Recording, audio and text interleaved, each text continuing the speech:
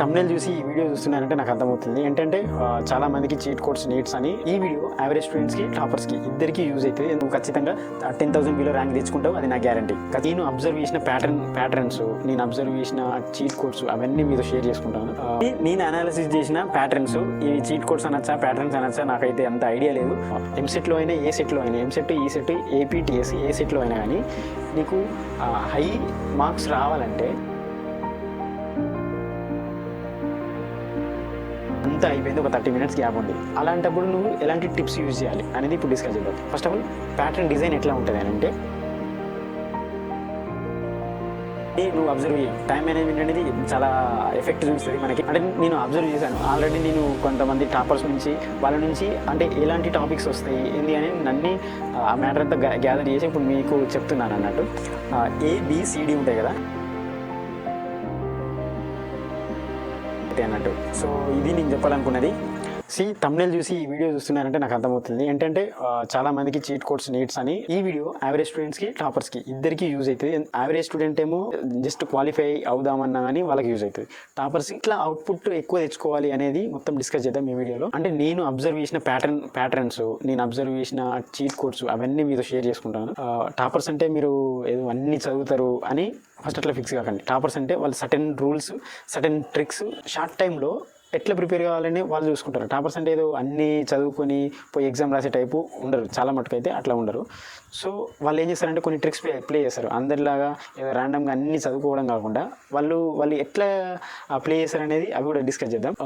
ఎంసెట్లో అయినా ఏ సెట్లో అయినా, ఎంసెట్ ఈ సెట్ ఏపీటీఎస్ ఏ సెట్లో అయినా కానీ నీకు హై మార్క్స్ రావాలంటే ఏదో నువ్వు అన్ని టాపిక్స్ చదవాల్సిన అవసరం లేదు. మెయిన్ అంత ఈ సబ్జెక్ట్లో అంత పెద్ద డెప్త్గా నాలెడ్జ్ కూడా అవసరం లేదు. ఎందుకంటే ఈ పేపర్ తయారు చేసే వాళ్ళు ఒక టాపర్ని బేస్ చేసుకుని తయారు చేయరు. మెయిన్ ఒక యావరేజ్ స్టూడెంట్ ఎక్కడి వరకు అటెంప్ట్ చేయగలడు అనే పాయింట్ ఆఫ్ వ్యూలోనే వాళ్ళు పేపర్ డిజైన్ చేస్తారు. క్వశ్చన్ పేపర్ ఎట్లా ఉంటుంది అనేది నీకు తెలియదు, నాకు తెలియదు. కాబట్టి క్వశ్చన్ పేపర్ వచ్చింది నువ్వు రాస్తున్నావు అంటే, ఒకవేళ నీకు ఆ క్వశ్చన్ పేపర్ హార్డ్ అయింది అనుకో, ప్రతి ఒక్కరికి హార్డ్ అవుతుంది. ఎందుకంటే నీకు హార్డ్ అయింది, ప్రతి అందరికీ టాపర్కైనా ఎవరికైనా హార్డ్ అవుతుంది. అదే నేను మొత్తానికి చదువుకోకుండా ఉంటా అంటే అది వేరే కేటగిరీ అనుకో. మనకి మెయిన్గా కావాల్సింది ఏంటిది?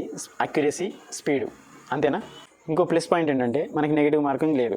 నీది అంతా అయిపోయింది, ఒక 30 minutes గ్యాప్ ఉంది. అలాంటప్పుడు నువ్వు ఎలాంటి టిప్స్ యూజ్ చేయాలి అనేది ఇప్పుడు డిస్కస్ చేద్దాం. First of all pattern design ఎట్లా ఉంటుంది అని అంటే, మీరు ఏం చేస్తారంటే హై వెయిటేజ్ మార్క్స్ ఏవైతే సబ్జెక్టు టాపిక్స్ ఏవైతే ఉంటాయో అవన్నింటినీ డివైడ్ చేసి పెట్టుకోండి. ఫస్ట్ డివైడ్ చేసుకున్న తర్వాత వాటి మీద కాన్సన్ట్రేట్ చేయండి. మెయిన్గా మీరు వెయిటేజ్ చూసుకోండి. నెక్స్ట్ ఏంటి అని అంటే, చాలామంది చెప్పేది నేను కూడా చెప్తున్నాను, 80% ఆఫ్ ది పేపర్స్ ఎట్లా అంటే ప్రీవియస్ ఇయర్స్ ప్యాటర్నే ఫాలో అవుతాయి. మ్యాక్సిమం ప్రీవియస్ ఇయర్స్ క్వశ్చన్స్ నువ్వు సాల్వ్ చేసినావు, నీకు కాన్ఫిడెంట్ ఉంది, నేను సాల్వ్ చేయగలను అనే మైండ్ సెట్ నీకు ఉందనుకో, నువ్వు అంటే ఏ ఎగ్జామ్ పెట్టినా కానీ నువ్వు ఈజీగా క్రాక్ చేయగలుగుతావు. ఎందుకంటే ఆల్మోస్ట్ ఆ ప్యాటర్న్స్ అనేటివి అట్లనే వస్తూ ఉంటాయి. నువ్వు ఐపీఏ తీసుకో, లేదంటే ఎంసెట్ తీసుకో, ఈ సెట్ తీసుకో, ఏ సెట్లో అయినా కానీ సర్టన్ ప్యాటర్న్స్ ఉంటాయి. ఆ ప్యాటర్న్లోకి వెళ్ళి క్వశ్చన్ అడుగుతారు, ఆ ప్యాటర్న్కి వెళ్ళి క్వశ్చన్ దిగాలి. వాళ్ళు డిజైన్ చేసే వాళ్ళు కూడా వాళ్ళకి అట్లనే ఉంటుంది. అంటే ఇందులోకి వెళ్ళి క్వశ్చన్ రావాలి అని కొన్ని రూల్స్ ఉంటాయి, అందులోకి వెళ్ళి దింపుతారు. నార్మల్గా మీరు అబ్జర్వ్ చేయండి. ఫిజిక్స్లో ఇప్పుడు నేను చెప్తున్నా కదా, ఇప్పుడు మీ పేపర్ తీసుకొని సెమీ కండక్టర్స్, ఆప్టిక్స్, మెకానిక్స్ ఇందులో చూడండి. ఇప్పుడు నేను చెప్తున్నా కానీ మీరు పేపర్ పక్కన పెట్టుకుని చూడండి.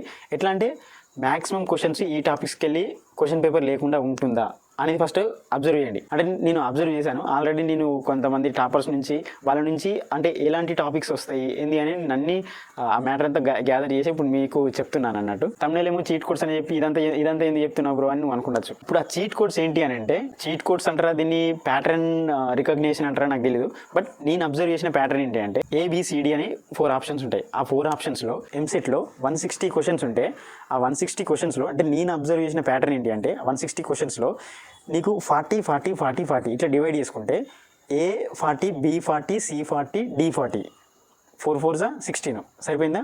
ఇప్పుడు ఆ 40 వస్తాయా అని అంటే, వస్తాయా రావని పక్కన పెట్టు. ఫస్ట్ నువ్వు ఒక అనాలిసిస్ చేయి. ఎగ్జామ్కి ఇంకో 30 days ఉంది కదా, ఆ 30 days లోపు నువ్వు ఒక 4-5 పేపర్స్ని అనాలిసిస్ చేయి. ఎట్లా అంటే Aలు ఎన్ని వస్తున్నాయి, Bలు ఎన్ని వస్తున్నాయి, Cలు ఎన్ని వస్తున్నాయి, Dలు ఎన్ని వస్తున్నాయి. మ్యాక్సిమం 40కి 10+2 10+2 అంటే అయితే 30 లేదంటే 50 ఆ రేంజ్ మధ్యలోనే వస్తాయి. ఒకవేళ ఇప్పుడు నేను చెప్తున్నా కదా అని ఏదో ర్యాండమ్గా చెప్తున్నా అని నువ్వు అక్కడ పెట్టకు. ఎందుకంటే ఫస్ట్ నువ్వు అనాలిసిస్ చేయి. అనాలిసిస్ చేసిన తర్వాత నీకు అప్పుడు ఓకే అనిపిస్తే నువ్వు ఈ టిప్ని నువ్వు అక్కడ యూజ్ చేయి. అంతేగాని నేను ఏదో ర్యాండమ్గా చెప్పినా నువ్వు గుడ్డిగా పోయి నేను యూజ్ చేస్తానంటే అది రాంగ్. ఇదొక టిప్ అయితే. నెక్స్ట్ ఏంటి అంటే, నెక్స్ట్ మన ఈ సెట్లో ఆన్సర్స్ ఎట్లా ఉంటాయి అంటే ఆన్సర్స్ కొన్ని ఫిజిక్స్ కెమిస్ట్రీ ఆల్మోస్ట్ ఫిజిక్స్లో ఉంటాయి. ఫిజిక్స్లో లాంగ్ ఆన్సర్ ఉంటుంది చూసావా, లాంగ్ ఆన్సర్. ఆ లాంగ్ ఆన్సర్ అనేది అప్పుడప్పుడు ఆన్సర్ అవుతుంది. ఇప్పుడు ఏ అనేది లాంగ్ ఆన్సర్, బిసిడి అనేది కొంచెం చిన్న చిన్నగా ఉన్నాయి అనుకో వర్డ్స్లల్లో, అదేమవుతుంది ఈ ఏ అనేది పెద్దగా ఉంది కదా అదే ఆన్సర్ అవుతుంది. అంటే ఈ ప్యాటర్న్ నేను అనాలిసిస్ చేసినప్పుడు నాకైతే యూజ్ అయింది. నెక్స్ట్ చెప్పేది మీకు ఆల్మోస్ట్ తెలిసి ఉండొచ్చు, ఏంటంటే none of the above all of the above. ఈ రెండింటిని మీరు చూసారంటే ర్యాండమ్గా, నేనైతే ర్యాండమ్గా none of the above all of the above ఏమైనా కనపడ్డాయి అంటే నేను డైరెక్ట్ పిక్ చేసుకుంటాను. ఇవి నేను అనాలిసిస్ చేసిన ప్యాటర్న్స్. ఇవి చీట్ కోడ్స్ అనొచ్చా ప్యాటర్న్స్ అనొచ్చా నాకైతే అంత ఐడియా లేదు, బట్ అందరూ చీట్ కోడ్స్ అంటారు కాబట్టి నేను కూడా అదే తమిళలో చీట్ కోడ్స్ అని పెట్టి మొత్తం లక్ మీద డిపెండ్ ఉంటుంది. ఒకవేళ నీ లక్ నీ దరిద్రం మంచిగా ఉందనుకో, దరిద్రం మంచిగా ఉందనుకో, ఆ రోజు నీకు ఆ టిప్స్ యూజ్ కాకపోవచ్చు, నీ ఫ్రెండ్ గానికి యూజ్ కావచ్చు. సో మేక్ షూర్ దట్ నువ్వు అనాలిసిస్ అనేది చెయ్యి. ఫస్ట్ ఒక 4-5 పేపర్లను తీసుకొని అనాలిసిస్ చెయ్యి.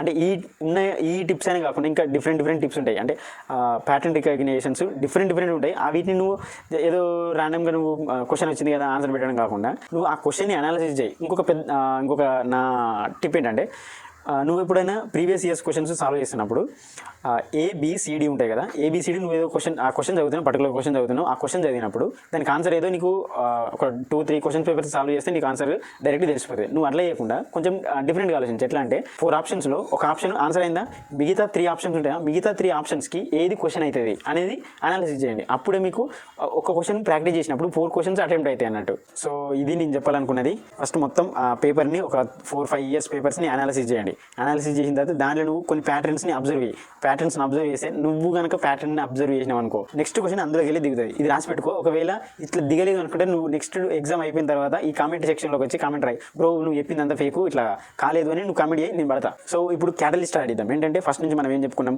ఫస్ట్ నువ్వు పేపర్ అనాలిసిస్ చేయి. పేపర్ అనాలిసిస్ చేసిన తర్వాత కొన్ని చీట్ కోడ్స్ ప్యాటర్న్స్ని అనాలిసిస్ చేయి, రికగ్నైజ్ చేయి. ఆ ప్యాటర్న్స్ని ఎట్లా వస్తున్నాయి, ఎందులోకి వెళ్ళి క్వశ్చన్స్ వస్తున్నాయి అని చూసుకో.